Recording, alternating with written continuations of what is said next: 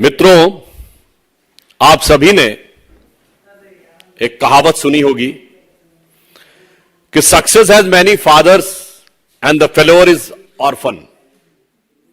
यानी सफलता के कई मालिक होते हैं और असफलता अनाथ होती है। परंतु भ्रष्टाचार के जो नए नए स्वरूप उभर कर सामने आ रहे हैं छत्तीसगढ़ के हालिया प्रकरण में, तो ऐसा प्रतीत होता है कि corruption has many father but the money is orphan. अर्थात भ्रष्टाचार के नित नए अलंबरदार उभर रहे हैं, मगर वो जो पैसा है वो अनाथ है, उसको कोई क्लेम नहीं कर रहा है। और इसी सिलसिले में आज मीडिया में आप सब ने यह रिपोर्ट देखी होगी कि एक व्यक्ति जिसने दुबई में बैठ के यह दावा किया है, मैंने क्यों कहा कि कई नाथ उत्पन्न हो गए हैं, अब एक नया नाथ उत्पन्न हुआ है जिसने कहा है कि उस बेटिंग ऐप का मालिक तो मैं हूं। और इसी के साथ साथ उसने छत्तीसगढ़ के मुख्यमंत्री श्री भूपेश बघेल जी, उनके सहयोगियों के बारे में स्पष्ट रूप से अमाउंट कोट करते हुए पैसा देने की बात कही है। यानी एक के बाद एक नए खुलासे आ रहे हैं। इसे देख के कभी कभी मन में विचार उत्पन्न होता है, कुछ लोग ऐसे होते हैं कि अपनी फील्ड में इतने माहिर होते हैं कि उनका रिकॉर्ड वही तोड़ सकते हैं, कोई दूसरा नहीं तोड़ सकता। तो कांग्रेस पार्टी आज यह प्रमाण दे रही है कि भ्रष्टाचार के मामले में नए तरीके इजाद करने हो या नए आयाम खड़े करने हो, उनकी बराबरी कोई नहीं कर सकता। उन्होंने ही अपना प्रीवियस रिकॉर्ड ध्वस्त करते हुए, पूर्व कीर्तिमान को ध्वस्त करते हुए, अब जुए में भ्रष्टाचार का एक नया कीर्तिमान दिखा दिया है।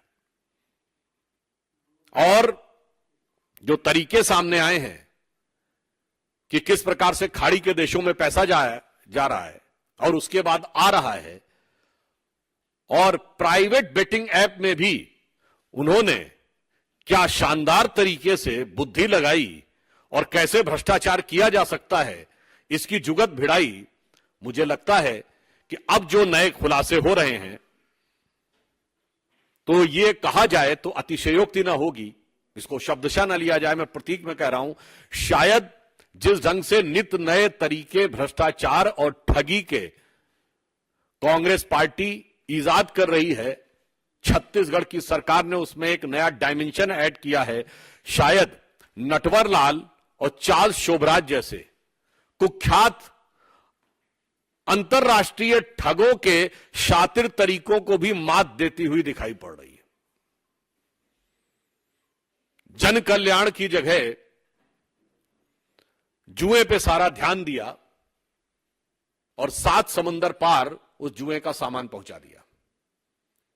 जिस ढंग की बातें एक व्यक्ति शुभम सोनी ने मीडिया में बोली हैं, मुझे लगता है, मैंने क्यों कहा कि ऐसे ऐसे नए डायमेंशन। छत्तीसगढ़ की सरकार, हम लोग बचपन से सुनते आ रहे हैं कि एक सरकार थी जिसने चारा में घोटाला किया था, इन्होंने गोबर में घोटाला किया।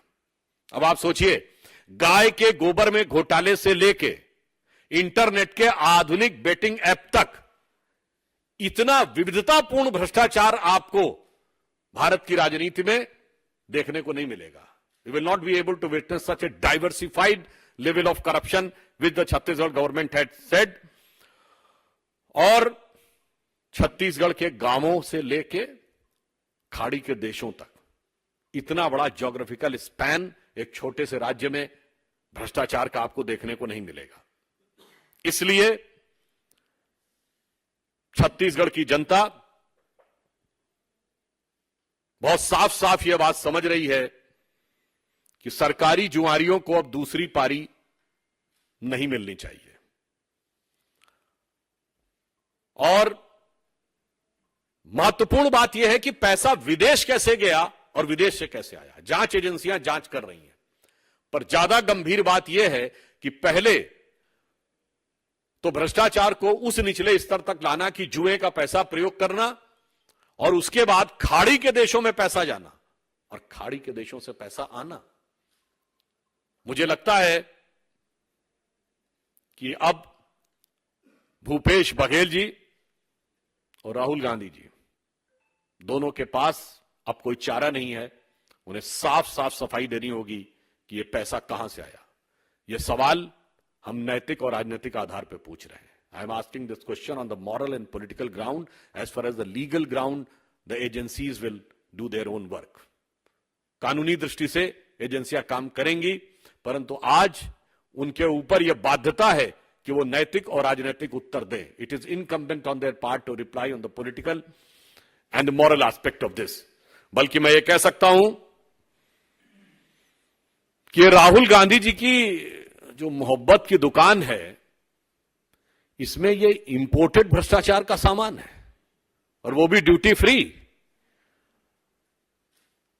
तो मुझे लगता है कि कांग्रेस पार्टी को इस बात का साफ जवाब देना चाहिए कि उनके इस भ्रष्टाचार का खाड़ी के देशों से क्या कनेक्शन है। मेरा सीधा सवाल कांग्रेस पार्टी से यह है कि जो कुछ यह खुलासा हो रहा है और विदेश में बैठा एक व्यक्ति कर रहा है, तो विदेश और खाड़ी के देशों के साथ उनका